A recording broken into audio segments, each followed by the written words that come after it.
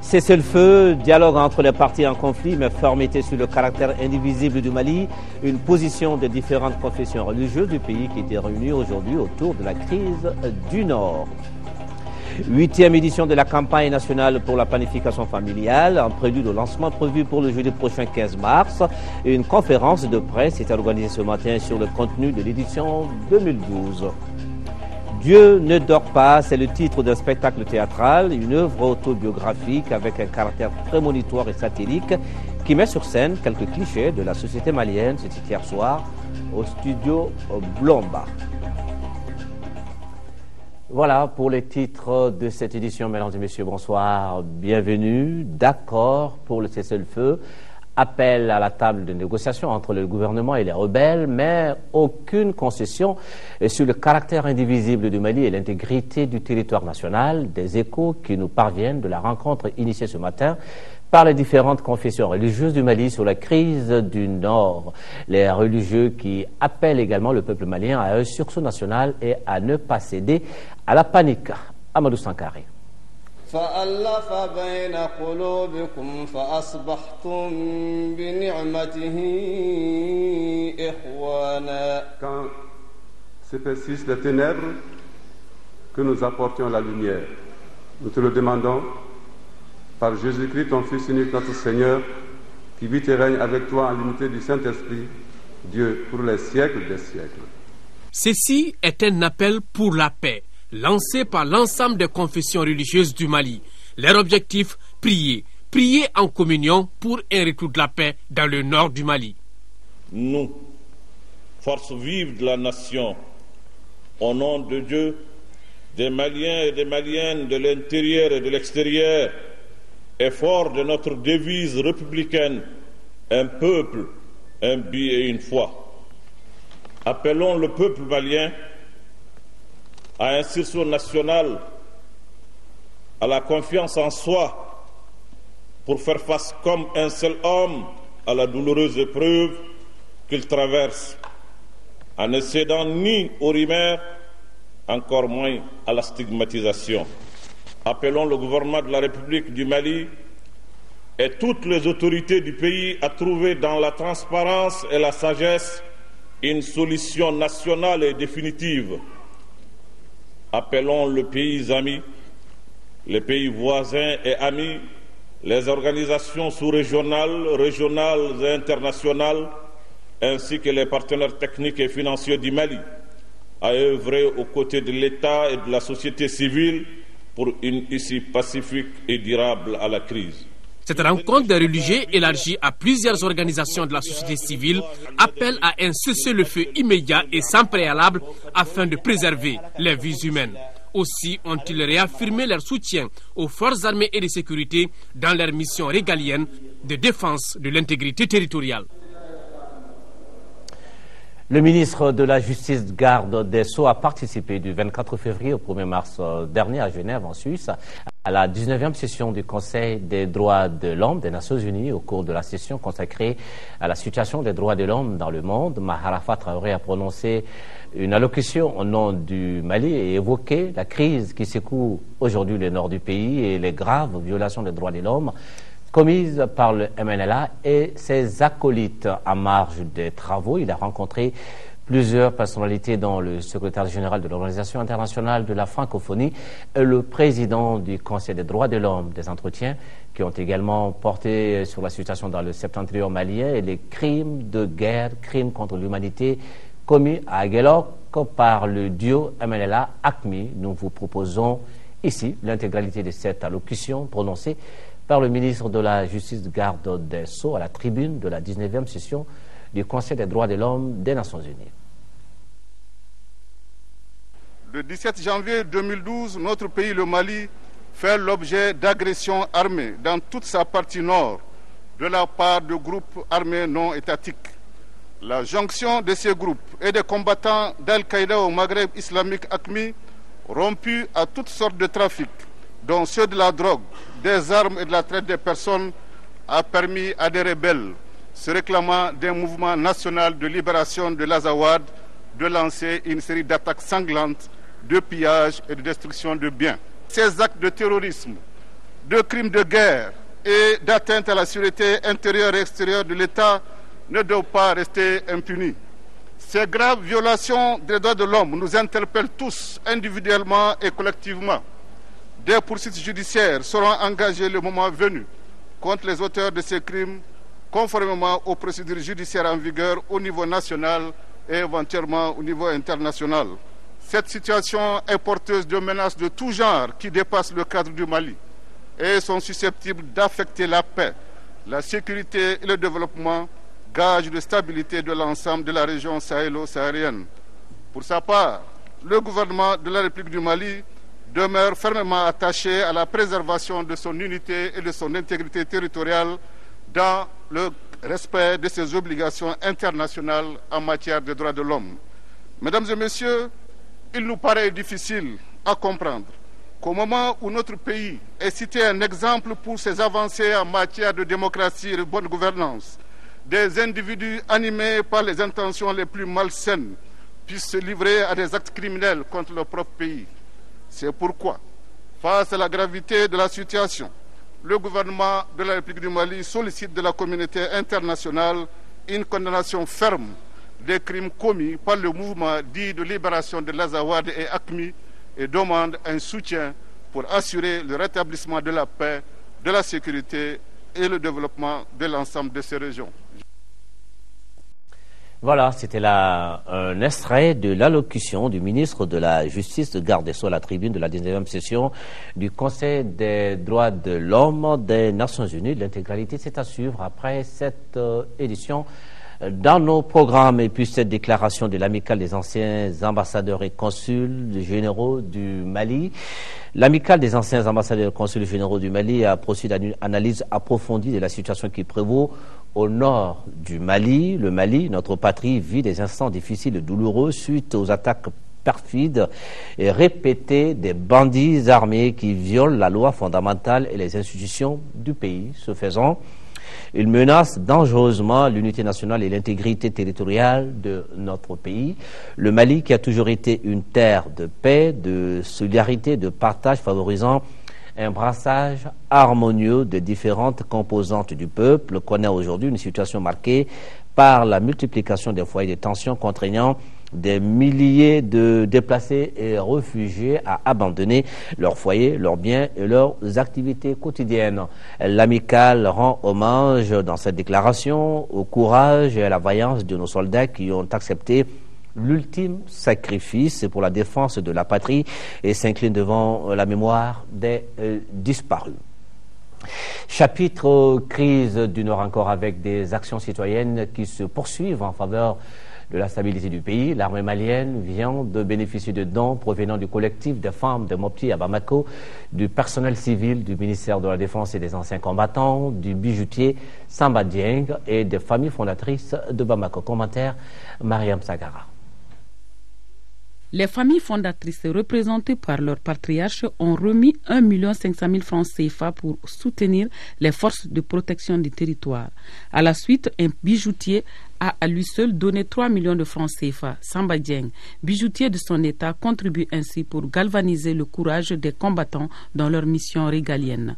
Les femmes ressortissantes de Mopti ne sont pas restées en marge de ce patriotisme. Elles ont ensemble offert 650 000 francs CFA à l'armée malienne. Dr Diallo Fantasibi a souligné que ce geste exprime l'engagement de toutes les femmes du Mali qui, au-delà de pleurs, du choc devant les atrocités, appuient les hommes pour l'unité nationale. Nous restons convaincus que la paix reste le socle de tout développement. Nous demandons la paix, rien que la paix, pour lutter contre la pauvreté, l'analphabétisme, la mortalité maternelle et infantile, la malnutrition, bref, tout ce qu'il faut pour atteindre les objectifs millénaires de développement. L'Association pour le développement de Yorosso, elle aussi, a offert 500 000 francs CFA.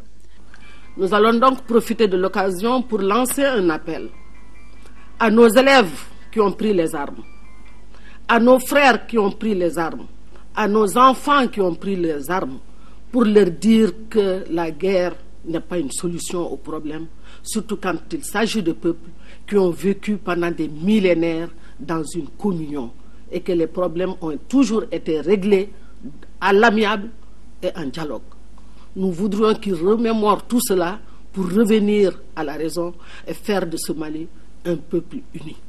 Le personnel civil du ministère de la Défense et des anciens combattants a alimenté la mise avec la somme de 500 000 francs CFA. Les coursiers, c'est-à-dire vendeurs de parcelles à usage d'habitation, se sont associés pour remettre une enveloppe symbolique.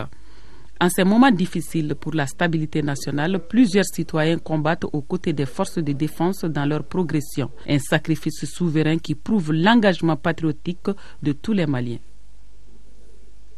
À Sikasso, ce sont les cadres régionaux, les partis politiques et la société civile qui apportent leur soutien aux forces armées et de sécurité dans leur combat pour la sauvegarde de l'intégrité territoriale de notre pays. Au cours d'une rencontre tenue cette semaine au gouvernorat de la région, une collecte de fonds a pu rassembler la somme de 1 500 000 francs CFA. La somme a été remise par le gouverneur Ibrahim Féfé Koné au commandant de la 8e région, le colonel Abdoulaye Sissé, comme première tranche de la 3e région à l'effort de guerre. Les cadres de la région des Sikasso ont profité de cette rencontre pour réaffirmer leur attachement au Mali un et indivisible, leur soutien sans faille aux efforts déployés par les plus hautes autorités en vue de la résolution de la crise qui secoue le nord de notre pays. Les femmes des partis politiques à l'école de la charte des partis et de la politique nationale de genre, à leur intention, la Fondation Centre malien pour le dialogue interparti et la démocratie CMDID vient d'organiser une session de mise à niveau sur le contenu des 2 documents. Moïse Traoré.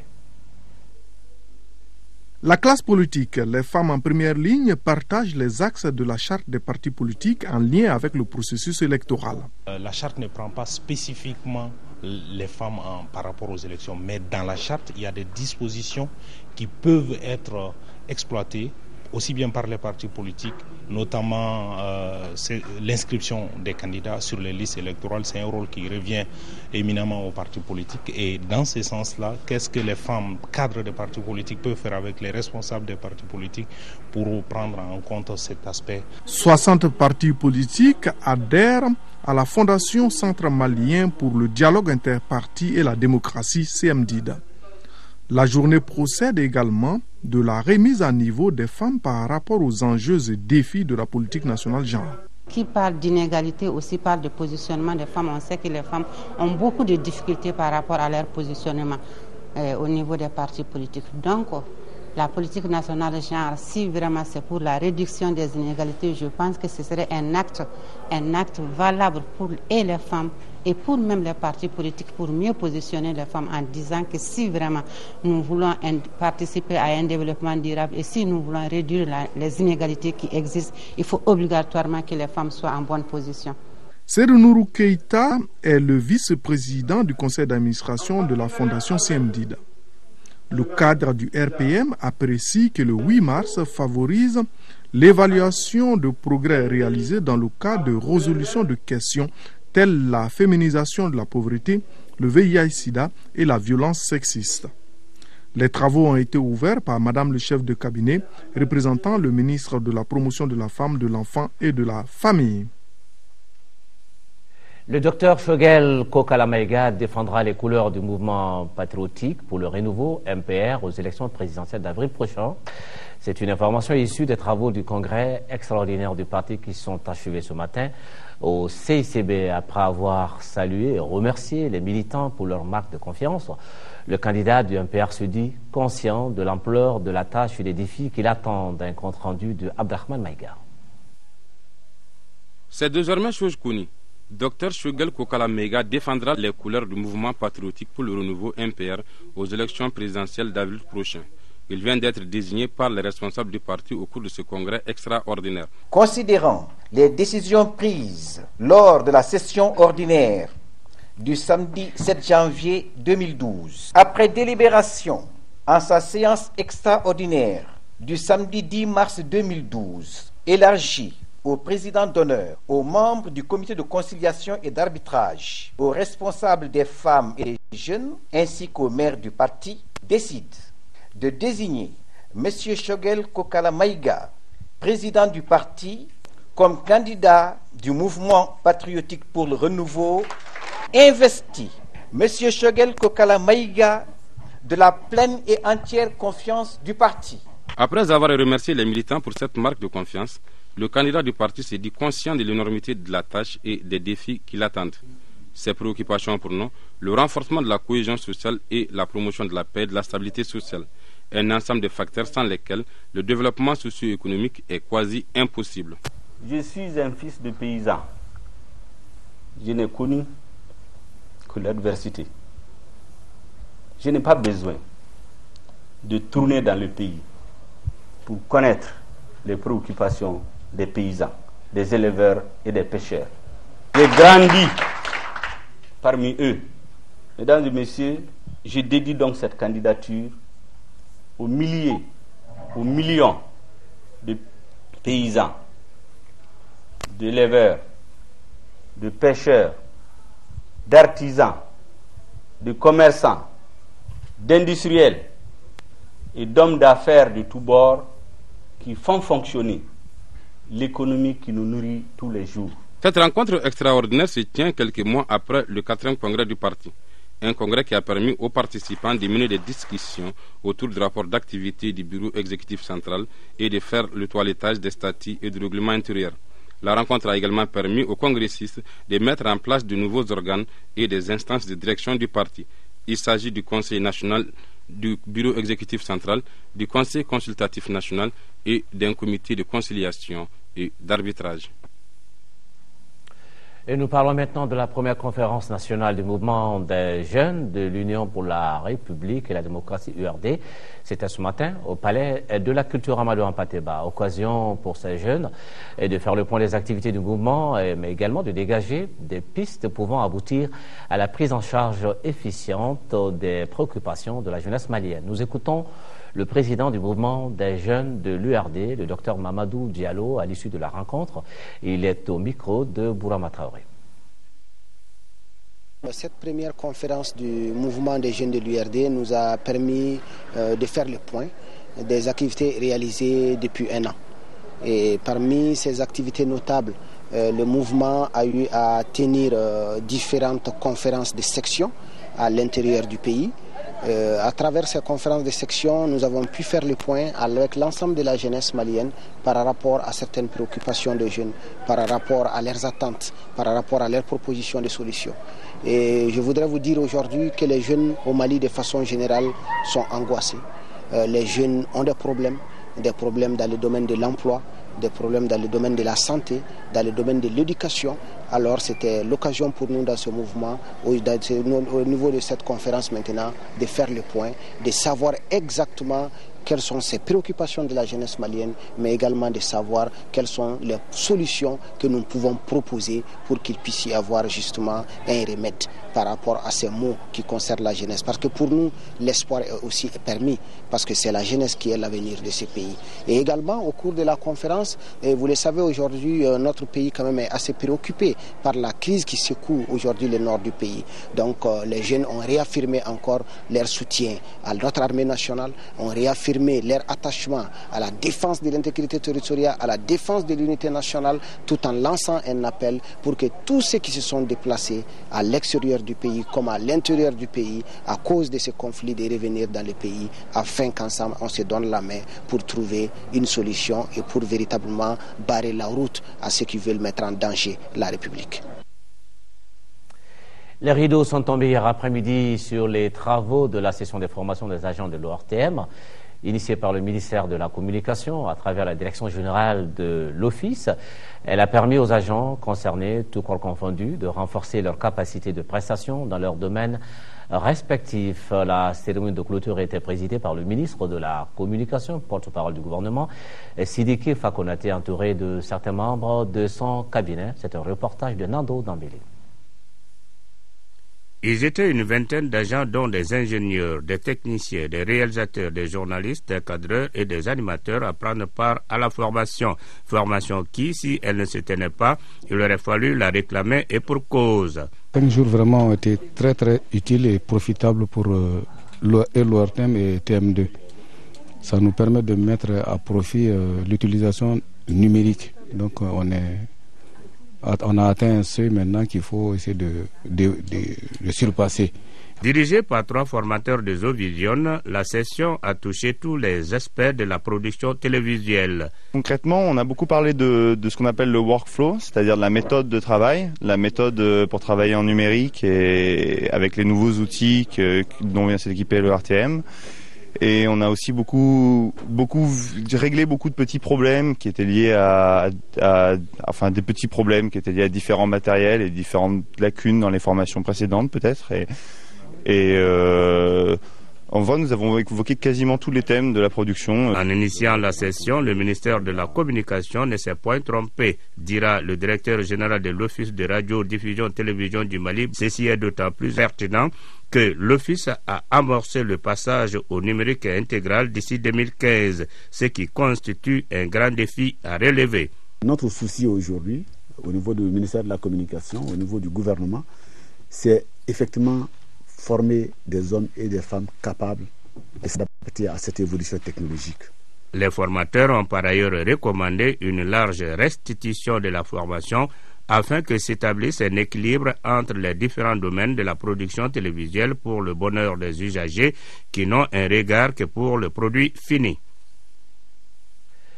La salle de conférence du ministère de l'Élevage et de la Pêche a abrité hier après-midi les travaux du comité de pilotage du projet de développement de la pêche et de la pisciculture en zone vallée du Niger. Les travaux présidés par le ministre de l'Élevage et de la Pêche, Boukari Treta, ont porté sur l'examen du rapport technique du projet et l'adoption des projets de programme d'activité et de budget 2012. Nous retrouvons le reportage de Nando Dambélé. Lancé en octobre 2007, le projet de développement de la pêche et de la pisciculture en zone de l'Office de la Haute-Vallée du Niger est le fruit de la coopération entre le Mali et le Japon.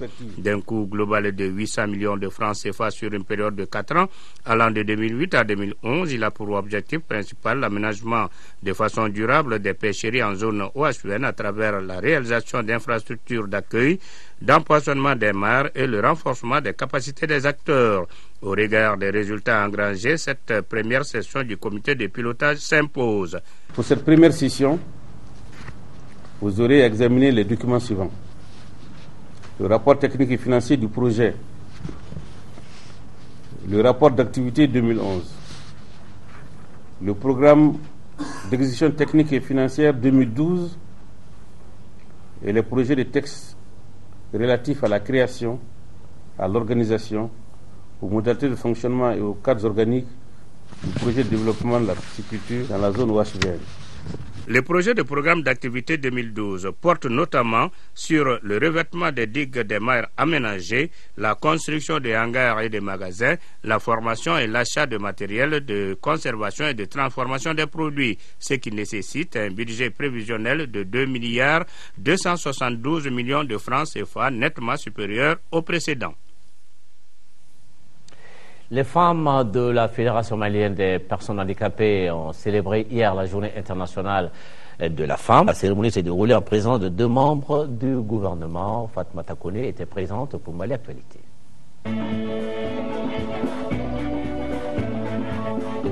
La paix, rien que la paix, c'est en adoptant ce comportement qu'on peut vivre en communion au Mali. Un refrain vivement chanté au long de cette manifestation de la journée de la femme célébrée par les femmes de la Fédération malienne des personnes handicapées.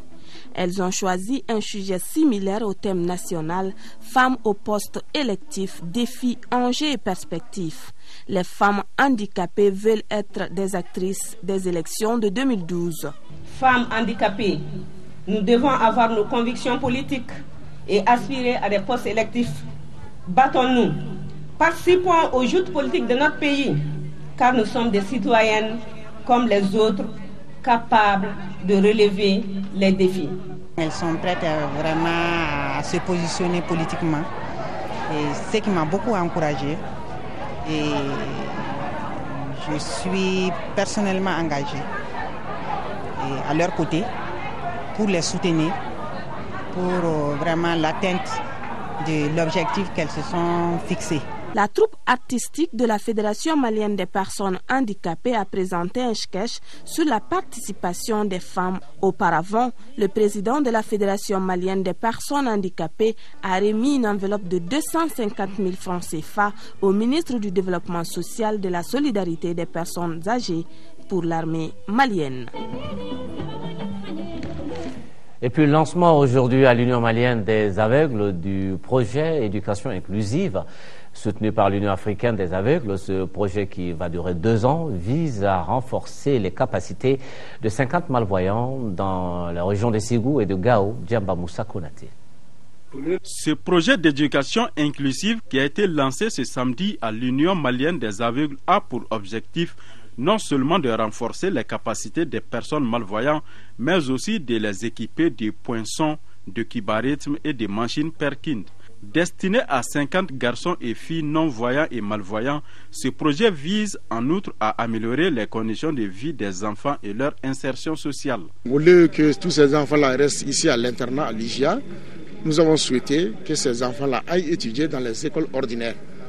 Et pour ce faire, il y a un accompagnement des techniciens de l'UMAV à l'endroit des enseignants des écoles ordinaires pour une meilleure prise en charge et une prise en charge efficace des enfants malvoyants. La scolarisation des enfants en situation de handicap, dont ceux porteurs de déficiences visuelles, est aujourd'hui inscrite dans les préoccupations majeures du gouvernement. La problématique de l'éducation des enfants et adolescents porteurs de handicap se pose en termes d'équité sociale, d'égalisation des chances, de respect, de promotion des droits humains, d'amélioration des conditions de vie des enfants et de leur insertion sociale. Le projet d'éducation inclusive des personnes non-voyantes et malvoyantes dure 2 ans et concerne les régions de Ségou et Gao. La Direction nationale de la santé a organisé ce matin une conférence de presse et ça portait sur la 8e édition de la campagne nationale en faveur de la promotion de la planification familiale. Cette année, le thème choisi est 2012, année de la planification familiale, une priorité de développement économique et social pour le Mali. Les communautés s'engagent. Les activités prévues seront lancées le 15 mars prochain. Ce sera à Niamakoro, en commune 6 du district de Bamako. Adama Tagara. 2012, année de la planification familiale, une priorité de développement économique et social pour le Mali. Les communautés s'engagent. C'est le thème de la 8e édition de la campagne nationale en faveur de la promotion de la planification familiale. Elle a pour but de contribuer efficacement à améliorer l'utilisation des services de planification familiale par les communautés en vue d'une réduction de la mortalité maternelle, néonatale et infantile. L'objectif général consiste à la mobilisation des communautés en faveur de la planification familiale. Les objectifs spécifiques visés pour cette campagne, c'est d'assurer l'information, la sensibilisation au milieu communautaire, parce que c'est eux qui en ont besoin, impliquer les collectivités décentralisées et la société civile, y compris les leaders communautaires, dans la promotion de la planification familiale. Cette 8e édition de la campagne nationale en faveur de la promotion de la planification familiale débutera donc le 15 mars 2012 à Niamakoro, en commune 6 du district de Bamako, avec plusieurs activités à l'affiche telles que l'éducation, l'information et la sensibilisation en milieu scolaire et universitaire. Le projet Initiative intégrée pour la croissance économique au Mali, ICEM, a organisé à San cette semaine une journée porte ouverte. Les organisations paysannes des régions de Mopti, Tombouctou et Ségou ont participé à cette journée. Elles ont échangé avec l'ICEM sur le rôle du machinisme agricole dans l'économie malienne. Il s'agissait de vulgariser le système de riziculture intensif SRI à grande échelle. C'est un reportage de Brema Koné depuis Ségou. Le mécanisme agricole est perçu par le projet Initiative intégrée pour la croissance économique au Mali, ICM, comme un véritable levier de l'agriculture et de l'économie malienne. C'est pour partager cette conviction avec les organisations paysannes que l'ICM a organisé cette journée porte ouverte. L'idée, c'est de mécaniser les opérations de transplantation et de désherbage afin de réaliser le système de riziculture intensif SRI à grande échelle. Le projet ICM, dans le cadre de sa mise en œuvre, étant un projet de croissance économique, a décidé d'innover avec la technologie en apportant aux paysans un plus dans la technologie. L'irrigation intermittente et l'apport de la fumure organique sont les principes fondamentaux du SRI. Cette journée porte ouverte, c'est aussi la mise en relation avec les différents acteurs impliqués dans la commercialisation des machines. Nous allons assurer une bonne distribution dans tout le territoire malien à des prix très compétitifs. Nous allons nous décliner des points au niveau de tous les pays et nous allons tout faire pour que les pièces de rechange soient disponibles. Pour les représentants des usines de fabrication, ce cadre de concertation initié par l'ICM est une bonne affaire. Au chapitre des démonstrations, les nouveaux conducteurs des machines tels le motoculteur, la répiqueuse et la sarcleuse ont fait montre de leur savoir-faire. Considérant les résultats obtenus à travers le SRI, le responsable RI de l'ICM estime que le coup d'essai est devenu un coup de maître. Bien sûr, il y a des résultats très encourageants. Avec ce que nous enregistrons seulement à 100, on se dit que le SRI est finalement devenu un système de production de riz au Mali à côté des autres systèmes de production. À 100 déjà, on ne compte plus le nombre de personnes qui fait 10 tonnes à l'hectare. La journée porte verte ne profite pas seulement aux organisations paysannes des régions de Tombouctou, Mopti et Ségou. Elle est aussi une opportunité de cas de pratique pour les étudiants de l'Institut agropastoral des Sangs. La mobilisation financière est le point de la bonne gouvernance. Deux sujets au centre d'une réunion qui a regroupé les collectivités territoriales et leurs partenaires à Ségou. Cette rencontre a passé au peigne fin, toutes les potentialités devant promouvoir le développement des collectivités. Correspondance au Fousséni Samaké. Cette rencontre de Ségou vise à répertorier les ressources financières et dégager les voies et moyens pour pouvoir les mobiliser au profit du développement des collectivités décentralisées. Ainsi, les élus de Ségou et leurs partenaires ont organisé cette rencontre pour la mise en œuvre d'un plan opérationnel susceptible de redresser les dysfonctionnements que connaissent aujourd'hui les responsables de plusieurs de nos collectivités décentralisées. Nous voulons quand même mettre en application toutes les remarques, parce que c'est un diagnostic qu'ils ont eu à mener au niveau du cercle de Ségou, concernant sur toutes les activités que le cercle de Ségou mène. Donc à partir de là, nous saurons nos faiblesses et afin de pouvoir les corriger. Quand même, il est très bon quand même qu'on se fasse, en tout cas, encouragé par d'autres personnes. Autre objectif visé par cette rencontre, c'est la lutte pour la croissance et la réduction de la pauvreté. L'extension du SAFIS au niveau des collectivités cercles est une première. Cette extension au cercle traduit une volonté politique forte d'impulser une nouvelle dynamique à l'amélioration de la qualité des services publics de base rendus aux populations dans le cadre de la lutte pour la croissance et la réduction de la pauvreté. En tout cas, les conclusions de ce partenariat entre les élus de Ségou et leurs partenaires sont beaucoup attendues par les populations dans le cadre du développement intégral de nos collectivités décentralisées.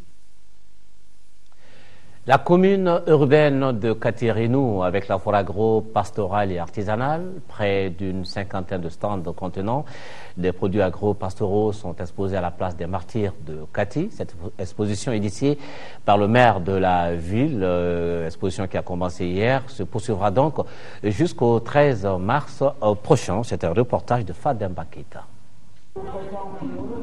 La dernière foire agro-silvo-pastorale de Kati date de 1977.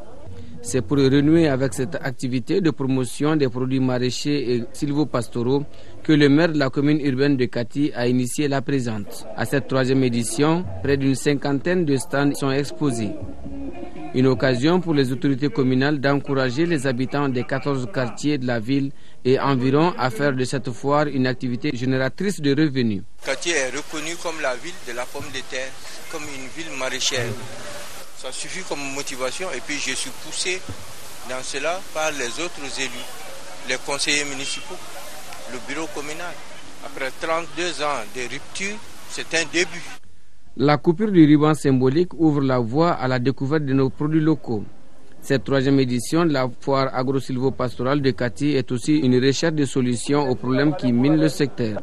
C'est pourquoi une conférence débat sur le thème « atouts et faiblesses de l'agriculture malienne réunira le lundi 12 mars agriculteurs, maraîchers, autorités politico-administratives, partenaires techniques et professionnels du monde rural.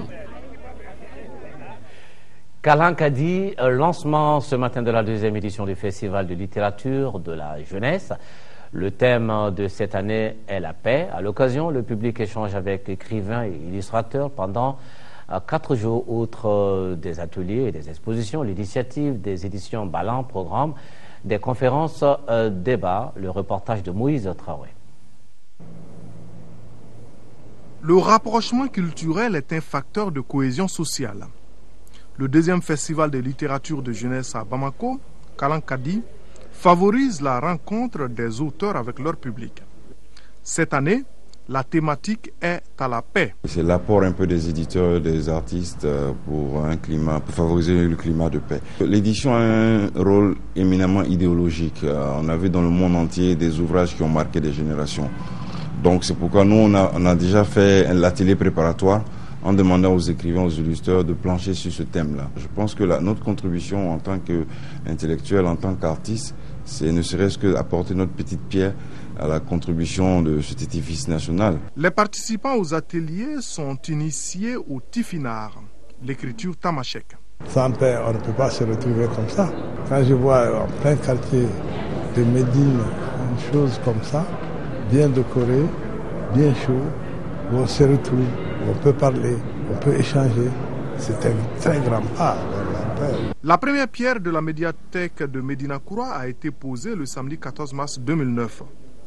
Le coordinateur des chefs de quartier estime que la vocation de l'espace est telle que sa duplication est souhaitable dans les autres communes.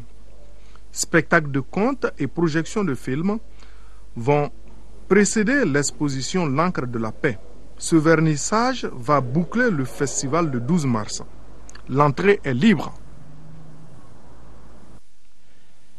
À la Tesnogo, on va traduire « Dieu ne dort pas ». C'est le titre d'un spectacle théâtral et chorégraphique en avant-première cette nuit au studio Blomba, une œuvre autobiographique de 75 minutes qui dépeint de manière satirique des tares de la société malienne selon la tradition du Koteba.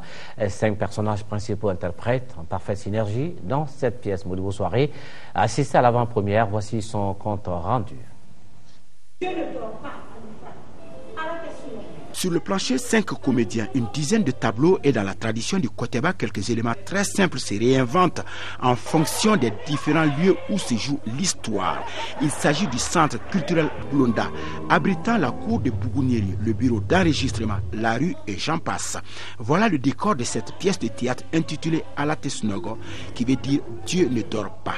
Une œuvre autobiographique prémonitoire. Ce spectacle dénonce certaines pratiques néfastes de la société malienne dans toutes ses composantes. Le directeur est sorti. Sa voiture est devant la porte. Vous souhaitez solliciter une audience?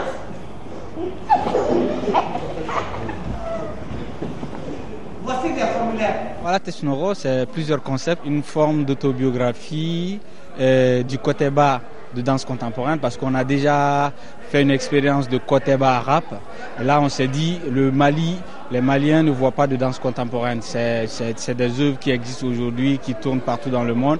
On a dit, on ne va pas être en marge de ça. En prenant le sens même du Koteba, de le dire, c'est-à-dire dénoncer les maux de notre société.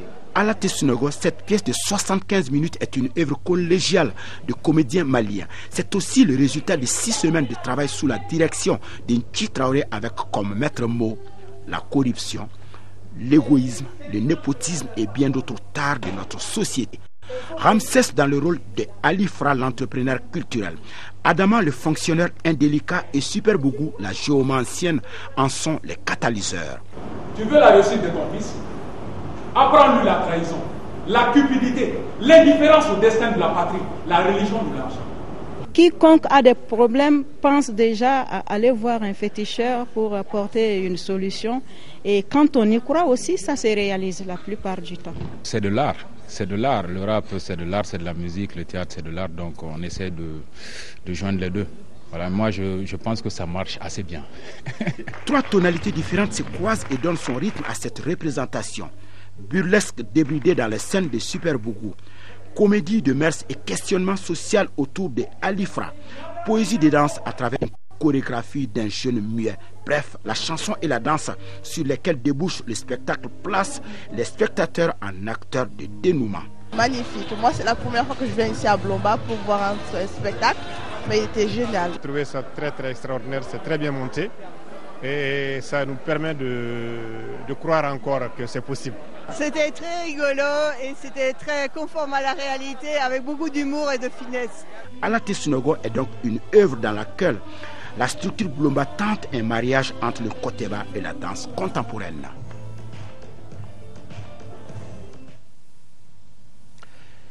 Maintenant, le sport football avec la 14e journée du championnat national de Ligue 1 qui a donné le temps hier.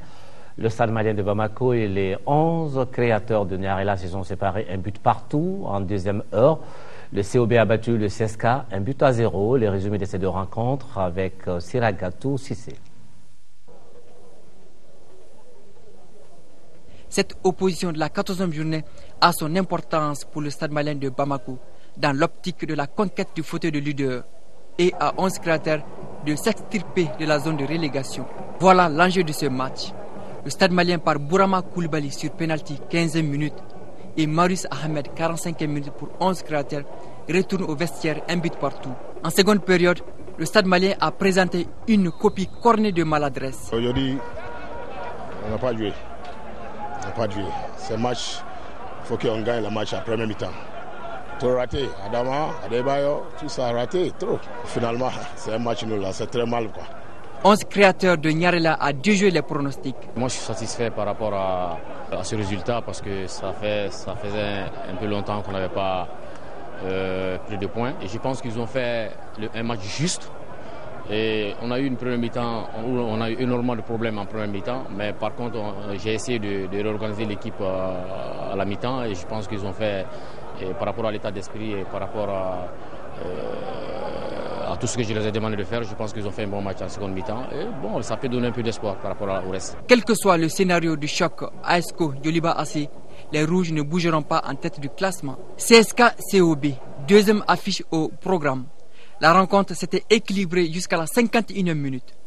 Abdoulaye Dembélé du COB donne la victoire aux siens. Nos joueurs vraiment se sont bien donnés et la victoire d'aujourd'hui va nous faire énormément de bien car la Coupe d'Afrique arrive à grands pas.